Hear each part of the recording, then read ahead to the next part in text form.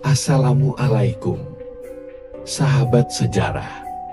Hari ini kita akan mengulas kisah masa kecil salah satu wali songo yang sangat dikenal karena kepeduliannya terhadap kaum miskin. Dialah Sunan Derajat. Siapa sangka, sejak kecil beliau sudah menunjukkan tanda-tanda seorang calon wali besar. Yuk, kita simak kisahnya. Sunan Derajat lahir dengan nama kecil Raden Kasim sekitar tahun 1470 Masehi. Ia adalah putra dari Sunan Ampel, salah satu wali songo yang berpengaruh, dan cucu dari Maulana Malik Ibrahim. Dari kecil, Raden Kasim tumbuh di lingkungan pesantren di Ampel, Surabaya, yang penuh dengan nilai-nilai keislaman, pendidikan, dan spiritualitas. Sejak usia dini, Raden Kasim dikenal sangat cerdas, tenang, dan memiliki rasa empati tinggi. Ia tidak hanya cepat dalam memahami pelajaran agama dan bahasa Arab, tapi juga sangat peka terhadap penderitaan orang lain. Dikisahkan, ia sering memberikan makan kepada fakir miskin yang datang ke rumah ayahnya, dan bahkan membagikan sebagian makanannya sendiri. Sunan Ampel mendidik putranya dengan disiplin tinggi.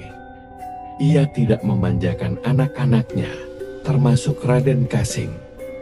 Setiap pagi, ia diwajibkan untuk mengaji, membantu pekerjaan rumah, dan belajar berdakwah sejak usia belia. Hal ini membentuk kepribadian Raden Kasim menjadi sosok yang matang sebelum waktunya. Dalam salah satu kisah, disebutkan bahwa saat remaja, Raden Kasim pernah bermimpi didatangi oleh seorang lelaki tua yang memintanya untuk menyebarkan Islam ke arah barat dari Ampel.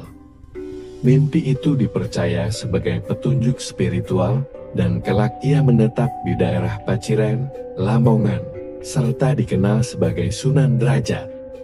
Dari kisah masa kecil Raden Kasim, kita bisa belajar bahwa akhlak mulia dan semangat menolong sesama bisa dibentuk sejak dini. Ia tumbuh menjadi pribadi yang tidak hanya alim, tapi juga sangat peduli pada rakyat kecil. Tak heran, dakwahnya dikenal dengan pendekatan sosial yang lembut. Setelah tumbuh dalam bimbingan Sunan Ampel, Raden Kasim memasuki masa remaja. Tapi berbeda dari remaja biasa, hidupnya sudah mulai diarahkan untuk menjadi seorang pendakwan. Inilah fase penting dalam hidupnya yang akan mengubah nasib ribuan orang. Di usia remaja, Raden Kasim semakin memperdalam ilmu agama. Ia tak hanya belajar di bawah asuhan ayahnya, tapi juga berguru kepada para ulama dan saudara sesama wali songo, termasuk Sunan Bonang yang merupakan kakaknya. Ia mempelajari Al-Quran, hadis, ilmu fikih, tasawuf, hingga seni sebagai sarana dakwah. Namun yang paling menonjol dari dirinya adalah semangat berdakwah kepada rakyat kecil, mereka yang terpinggirkan dan miskin. Raden Kasim mulai dikenal sebagai pemuda yang tak ragu turun ke pasar, pelabuhan, bahkan ke pelosok desa untuk berdialog dengan masyarakat. Saat usianya belum genap 20 tahun, Raden Kasim memutuskan meninggalkan kenyamanan lingkungan pesantren Ampel. Ia mengikuti petunjuk dalam mimpinya untuk menyebarkan Islam ke arah barat. Dalam perjalanannya, ia berhenti di berbagai desa, menyebarkan ajaran Islam sambil membantu warga dalam kehidupan sehari-hari. Akhirnya, ia sampai di wilayah pesisir Paciran, Lamongan. Di sana, ia melihat banyak masyarakat hidup dalam kemiskinan, buta huruf, dan masih kental dengan kebiasaan pra-Islam. Alih-alih memaksakan ajaran, ia mulai dengan membangun kepercayaan. Di Paciran, Raden Kasim tidak hanya berdakwah lewat ceramah. Ia membangun pusat kegiatan sosial, dan pendidikan sederhana cikal bakal pesantren yang mengajarkan Islam bersamaan dengan keterampilan hidup, bertani, berdagang, bahkan pengobatan tradisional. Ia dikenal bukan hanya sebagai guru agama, tapi juga pelindung rakyat kecil. Ia memberi makan orang lapar, merawat orang sakit, dan membebaskan utang orang miskin. Semua ini membuatnya sangat dicintai. Pendekatannya dikenal dengan istilah dakwah sosial humanis. Berkat kiprahnya yang luar biasa, masyarakat mulai menyebutnya sebagai Sunan Derajat. Nama ini diambil dari tempat tinggalnya serta dari makna derajat, karena ia mengangkat derajat kaum lemah. Saat itu, ia belum resmi diangkat sebagai Wali Songo, namun pengaruhnya sudah terasa luas. Remaja Raden Kasim bukan remaja biasa. Di saat anak muda lain mengejar kesenangan, ia sudah terjun ke tengah rakyat, mengajarkan agama, membela kaum miskin, dan menciptakan perubahan sosial yang nyata. Inilah awal dari kebesaran nama Sunan Derajat. Sunan Derajat memiliki pendekatan dakwah yang sangat berbeda. Ia tidak menggunakan kekerasan atau paksaan dalam menyebarkan Islam. Justru, ia menekankan pentingnya perbuatan nyata sebagai bentuk dakwah. Prinsipnya, "Enggilmu iku kalakon kanthi laku." Ilmu itu harus dibuktikan dengan perbuatan. Ia memberi contoh lewat tindakan, memperbaiki rumah orang miskin, membantu panen petani, menyantuni anak yatim. Sikap ini membuat ajaran Islam mudah diterima oleh masyarakat yang sebelumnya masih memegang kepercayaan animisme atau Hindu-Buddha. Sunan Derajat menyusun 7 ajaran hidup yang dikenal dengan istilah pitu-pitu, salah satunya yang terkenal. Wanahono tekan marang kang wuto, berikan tongkat kepada orang buta. Artinya, mengajarkan untuk memberi petunjuk kepada yang tidak tahu. Wanahono pangan marang kang kaliran, berikan makanan pada yang lapar. Artinya seruan untuk peduli terhadap kebutuhan dasar orang lain. Ajaran-ajaran ini bukan hanya religius, tapi juga sangat praktis dan menyentuh hati rakyat kecil. Karena peran sosial dan spiritualnya sangat besar, para wali songo yang lain mengakui kiprah Sunan Derajat. Ia pun secara resmi diangkat menjadi salah satu dari wali songo. Ia diberi tugas memperkuat Islam di wilayah pesisir utara Jawa yang strategis, namun masih lemah dalam pemahaman agama. Pesantrennya di Paciran berkembang pesat. Santri-santri dari berbagai penjuru datang belajar, tak hanya agama, tapi juga akhlak, seni, dan keterampilan hidup. Sunan Derajat pun dikenal sebagai guru dan pemimpin masyarakat. Sunan Derajat wafat sekitar tahun 1522 Masehi. Ia dimakamkan di Desa Derajat, Pacirer, Lamongan, lokasi yang kini menjadi kompleks ziarah yang ramai dikunjungi. Meski telah wafat, ajarannya tetap hidup.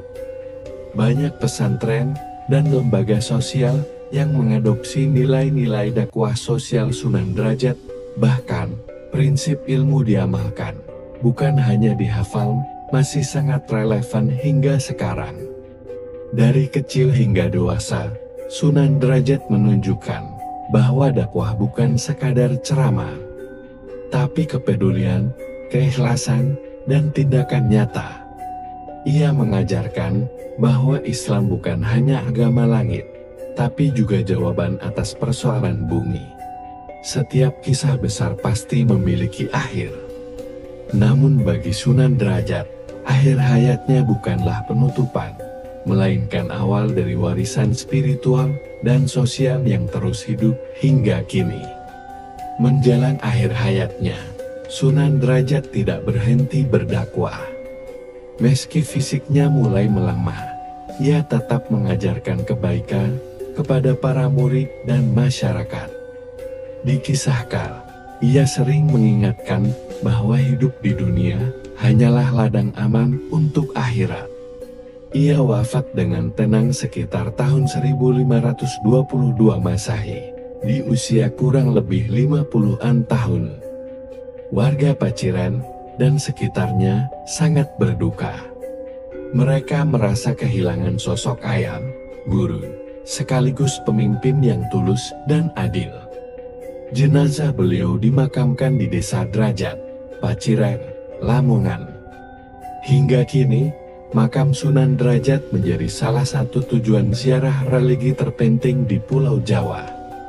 Di sekitarnya kini berdiri Museum Sunan Derajat yang menyimpan benda-benda peninggalannya serta dokumentasi sejarah perjuangannya. Kompleks makam ini bukan hanya tempat ziarah, tapi juga pusat spiritual dan budaya. Banyak orang datang bukan hanya untuk berdoa, tapi juga merenungkan perjuangan sosial beliau yang luar biasa. Sunan Derajat dikenal sebagai wali yang mengajarkan bahwa ibadah sosial sama pentingnya dengan ibadah ritual. Nilai-nilai seperti keikhlasan, kerja nyata, menolong sesama, dan pendidikan untuk semua kalangan menjadi fondasi dakwahnya.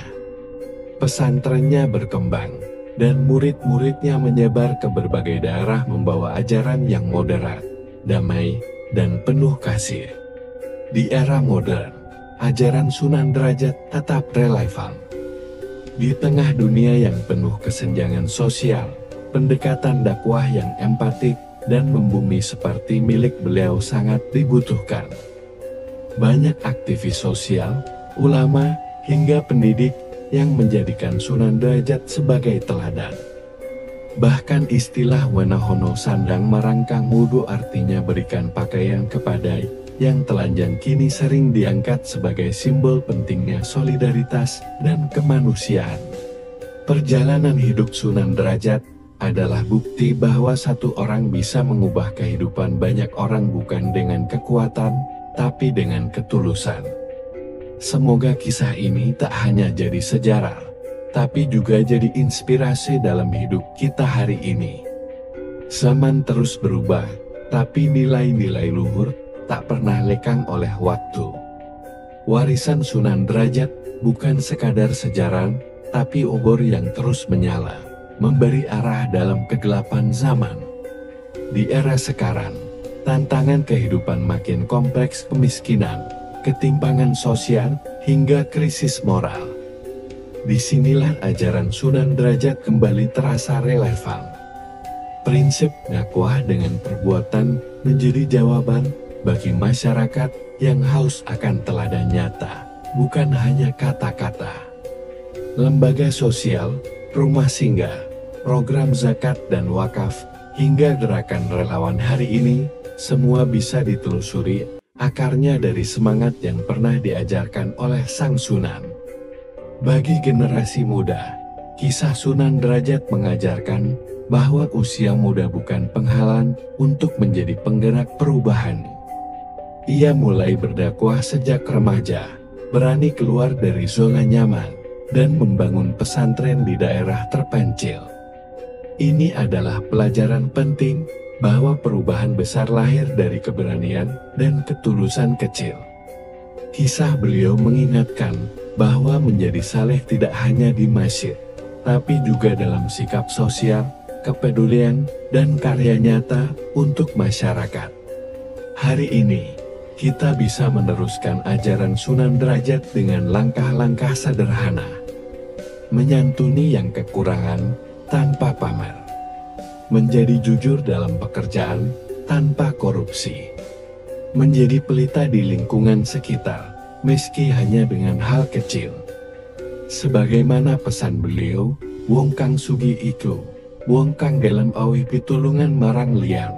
Artinya orang yang kaya sejati adalah yang mau menolong sesama. Nama Sunan Derajat mungkin sudah ratusan tahun berlalu, tapi jejaknya masih hidup dalam setiap tangan yang memberi, dalam setiap hati yang peduli. Mari jadikan kisah beliau bukan hanya untuk dikenang, tapi juga untuk dilanjutkan. Karena dakwah sejati adalah hidup yang memberi makna, Terima kasih sudah menyimak kisah hidup Sunan Derajat, seorang wali yang mengajarkan bahwa iman sejati tak hanya berada di lisan, tapi juga dalam tindakan. Semoga kita bisa meneladani semangatnya, memberi, menolong, dan menyebarkan kebaikan tanpa pamrih. Jangan lupa like, komen, dan subscribe untuk konten inspiratif lainnya. Sampai jumpa di kisah para tokoh besar lainnya. Wassalamualaikum warahmatullahi wabarakatuh.